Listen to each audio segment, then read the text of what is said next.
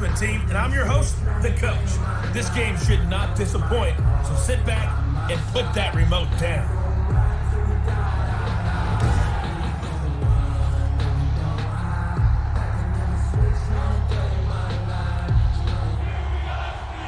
Set to go now on a beautiful sunny afternoon. And with towels waving, we're underway from Heinz Field.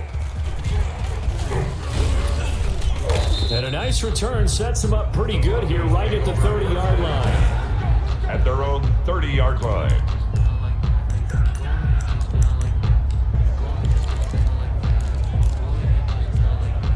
So 1st and 10 now from the 30. The first carry now. This is Williams. And they get him down, but not before he takes it across the 40-yard line.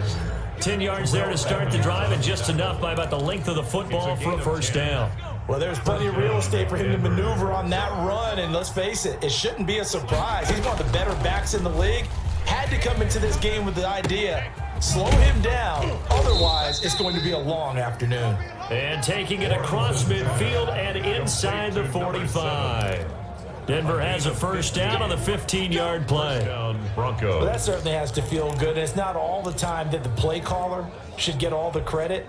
Sometimes I think in the huddle, the quarterback just says, hey, who's going to make a play for me? I just need something right here. And the end result there, nice first down. Drive keeps moving. And he'll lose yardage here, back at the 47. But despite the completion, they're going to wind up losing 3 there. Second down. And that was a heck of a play there on the outside. Partner, sometimes I think on a play like this as a corner, you've got to think to yourself, all I got to do is slow him down so others can come over and support. But in this case, he said, forget that. I've got this. Sorry you had to make the run for nothing, fellas. Got a man, and he hits him in stride. And he just falls short down at the 1-yard line. They're able to convert on third down, and that sets up a first and goal. All right, Charles, let me put you in the head of one of those defenders out there. You have a big play like that go against you so early. Does that shake your confidence? It shouldn't, but it often does, because your thought process all during the week is how you're going to get after that offense and make your plays. And when they make one against you, makes you a little bit hesitant. Time to regroup. They'll try and run. This is Robinson. And he'll get in. Touchdown, Denver. Touchdown. Taking it in from a yard out. And the Broncos have taken the early lead. They're the favorite, no question. And when they score like that on the opening drive to set the tone, you're the underdog on the other bench. That's hard, isn't it? Yeah, because you can't bring the home crowd into it, because you're counting on that to be a part of your equalizer, ride their momentum, but you have to give them something to cheer for. So now what you're worried about is they're better than we are, we can't get going, are we about to get blown out? Good news, still a long way to go. Now this will make it into the end zone, and this will not be brought out. It's a touchback. So the Steelers offense getting set for their first drive. And out will come the leader of this offense, and that, of course, is their signal caller. What I enjoyed this week is that you asked to talk to his offensive center before the game and find out a little bit more about him and what the relationship is. And that was a pretty positive story, wasn't it? Yeah, and really what I took away from that is just how it is permeated throughout the entire offensive line, the relationship they've had. It's really a group that's in sync. They care about him. That's the thing. They really care. And when you care that much, you're going to play that much harder for him and give him a better chance to lead the team to wins. Here's a pass swung out left to his running back. And they're going to have this across midfield and inside the 45. The previous play, they barely got back to the line of scrimmage. Now they pick up over 30 yards. So the big play gets them across midfield now for 1st and 10. Now they'll throw here out of the gun. They'll find Juju Smith-Schuster. And he'll get it down on the play to the 37. Working with a 2nd and 4. Brings up 2nd and 4 at the 37-yard line.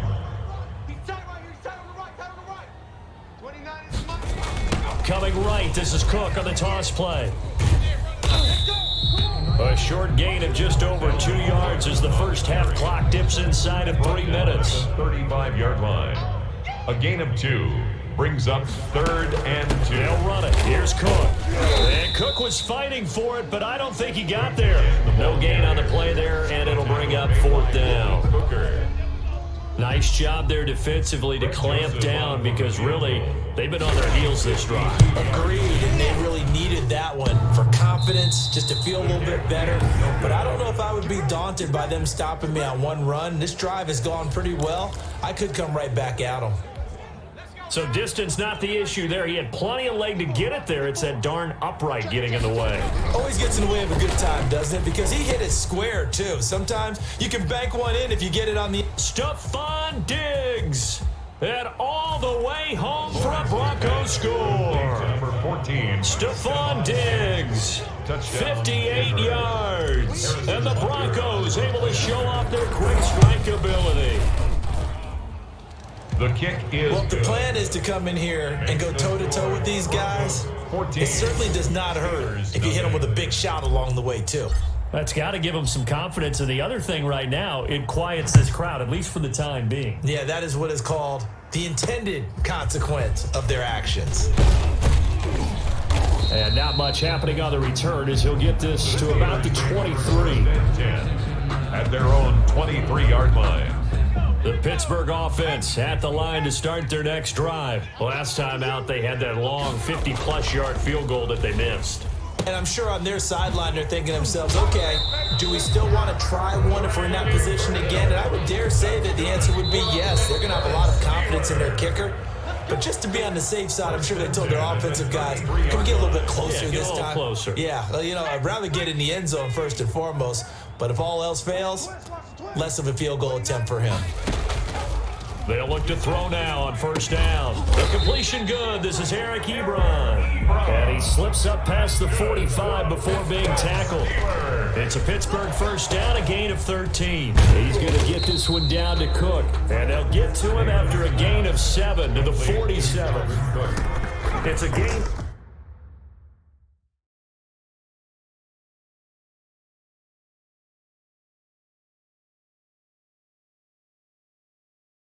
Of 7, and that'll make this a second down. He'll be brought down by the Broncos. It's a sack. They'll get to the line here, but remember, it's also third down. This is caught by Antonio Brown. And they'll bring him down right at midfield, and he is well short of the first down. They do get 9, but it leads to fourth down. The left-footed Kevin Huber set to punt it away. And he gets it away, a directional kick going toward the sideline. And they'll play keep away from the returner as this one will be marked out of bounds at the 13-yard line. Pretty good spot. Now we get a peek at the captain of this offense heading back out there. He's played a pretty clean first half, a touchdown, no interceptions.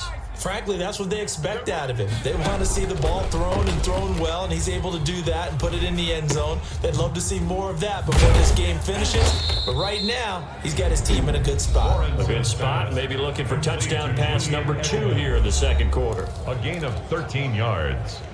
And a Broncos first down.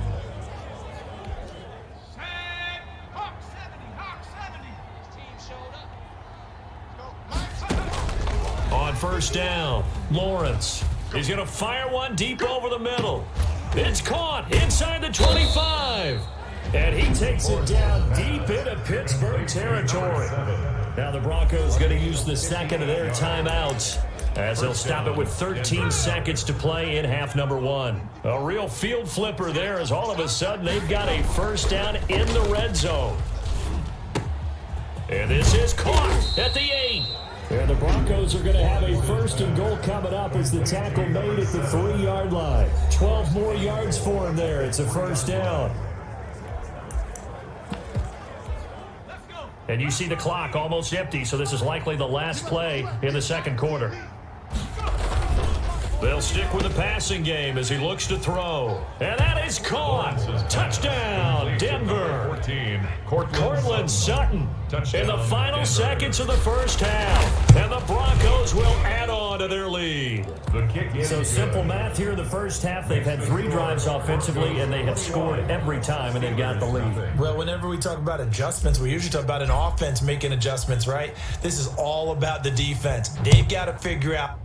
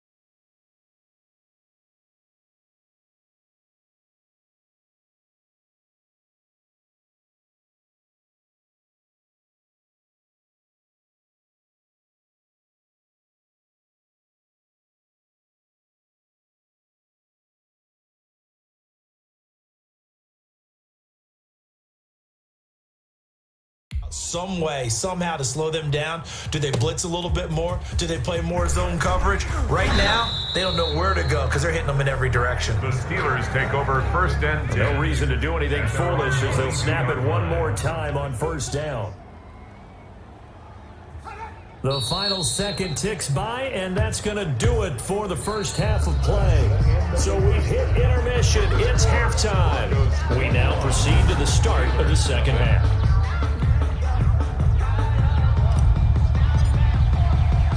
The Steelers going to get the football first here, trailing on the scoreboard as we are back underway on EA Sports. Fielded just outside the goal line. And he'll get it up past the 20 to about the 22. 1st and 10 at their own 22-yard line. The Steeler offense here about ready for their next drive. And that first half, one to forget really on both sides of the ball. They got to find some way to string something together here, don't they? Yeah, they're down big right now. So as you mentioned, trying to find something to string together, get some consistency, something sustained, maybe calm their whole team down and find a way to get back in this one. Yeah, because right now you're down big, you're being shut out. Let's see if this is the drive that kind of kickstarts them. Now the pass finding its way into the hands of Eric Ebron. And he gets this one just shy of the 40. They'll mark him down at the 39.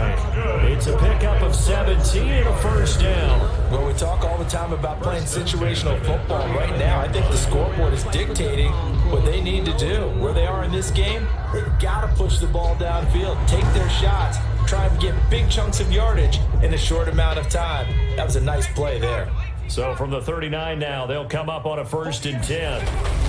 Now a run with Cook. And that one goes for about 6 as he's taken down just shy of the 45. Nicholas Morrow. And there we saw one of the downsides of blitzing during a rundown because sometimes you get out of your gaps. You don't fit the run quite as well because you're headed towards the ball carrier with abandon. And they'll get him down as he's inside the 40. I don't know what they talked about at halftime. Whatever it was, it worked. They look like a different team here in the third quarter. Yeah, I doubt that there were very many trash cans that got kicked over, that type of a speech. I think what they did was they analyzed what worked in the first half, what didn't, and figured out a better game plan. A good gain of 9 before he's brought down at the 28. A nice run there, 9 yards, and it'll be 2nd down. 2nd and a yard at the 28-yard line.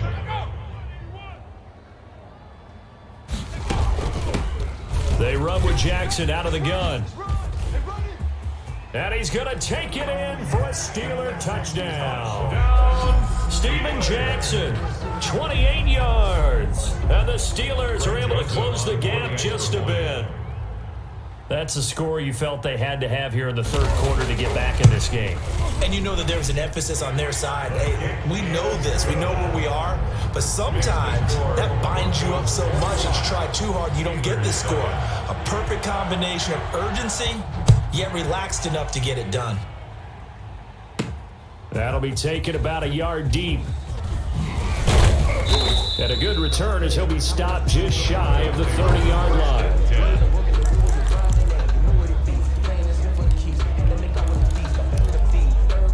The Broncos onto the field, ready to start their next drive. Their lead down to 2 scores after the touchdown a moment ago as they start with a 1st and 10. Oh, incomplete.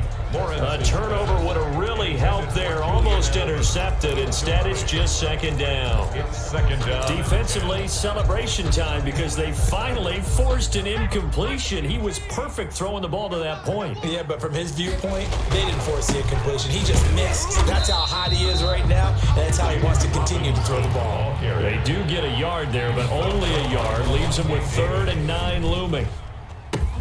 Into heavy traffic, and it's intercepted. Picked off at the 35. And his crew will take over with a football at the 35-yard line. Intercepted. The Steelers take over 1st and 10 at the 30. Trying to fire up that running game with Dalvin Cook. 7 yards on the pickup there, and it'll leave him with a 2nd and 3. He was brought down at the 28-yard line. A 7-yard pickup brings up 2nd Back to throw. This one into the hands of Burton. And they'll be inside the 25 now at the 24. That's good for a Pittsburgh Steelers. We've played 3 quarters. You are watching Madden Ultimate Team on EA Sports. Back now in Pittsburgh, it's the Steelers with the football, but trailing here as we get going in quarter number 4. Now a pass dumped off to his running back, and he'll go out of bounds in the red zone just inside the 20. 7 yards there on the first down screen play. Able to get 7 on that first down pass play. 2nd and 3. Here's a throw right side, taken in by his tight end. They'll get a couple yards on that one, and that'll bring up what looks to be a 3rd and inches. Can't be more than a half a foot. They run, Cook, and that one going nowhere from the start as he's met in the backfield and goes backwards. Tough sledding. They lose a yard there on 3rd. All right, they're going to try and keep hope alive here on 4th down. They're going for it. There's no question that coming into this game, this defense was pretty vocal about its desire to take this running back out of his game, and all that pregame wolfing has turned into results. The time to pull out the stops is now, and they convert there on 4th down. 1st and 10 at the 14-yard line. A 10th carry in the game for Cook. And he's in. Touchdown, Steelers. Taking it in from 14 yards out. And the Steelers have now made this a 1-score game. Joseph on for the extra point. People always talk about one of his biggest strengths running the football, vision, and he found the spot there, went into the end zone. You're exactly right about that. It wasn't just the vision, right? Once he saw the gap, decisiveness, made up his mind, and about the power to finish the play. Not only did he get good blocking, he created his own space as well. A dangerous return man showing it here. 4th quarter, down to the final 2 minutes, and we've got a 1-score game.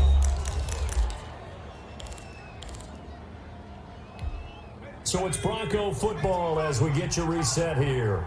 And let's see what they've come up with offensively after having time to talk it over. Found a little room there as he's up to about the 37.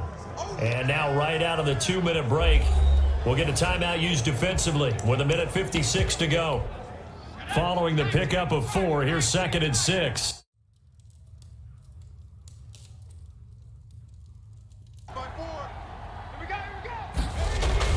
They'll try and run down some clock with Williams. And this winds up a pickup of 2, maybe 2.5 to about the 39. Whistles now and a timeout. So defensively, they burn it here with 1:51 left.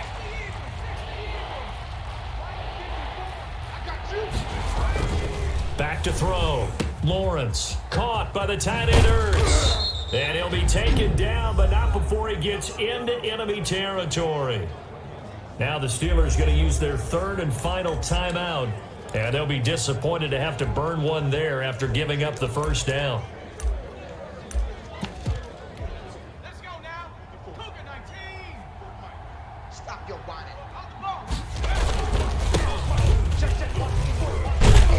This will be stopped about 2 yards shy of the marker. 8-yard gain, 2nd and 2. And again, it's Chubb.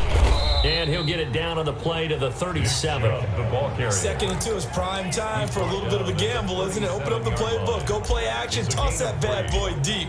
But in this situation, go ahead and give it to your back. Let him pick up a 1st down. Keep the sticks moving. There's the former Heisman winner. It's Derrick Henry. And he works it past the 30, almost to the 25.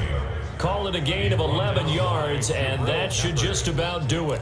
Well, they've certainly been successful throwing it around in this game. That's allowed them to move the ball on offense. But I've got to tell you, to watch them run the football and successfully, I'm not taking sides. But to see the ball in a running back's hands, oh, that's football for me. On 1st down, Robinson. They get him to the ground right on the cusp of the red zone after a pickup of 5 or 6. Terrell Edmonds. Again, it's Robinson. And he'll take it down here just shy of the 15 at the 16-yard line. So the ball down to the 16 here for 1st and 10. Escaping the pressure right. And now he's going to use his legs. The quarterback on the scramble.